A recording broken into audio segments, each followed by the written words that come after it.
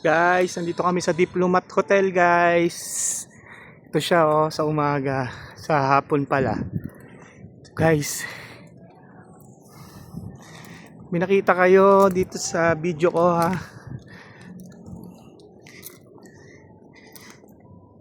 May nagpakita, may nakuhaan kami. Comment nyo lang sa comment section ko. And guys, ganitong itsura ng Diplomat kapag maaga pa, may araw pa.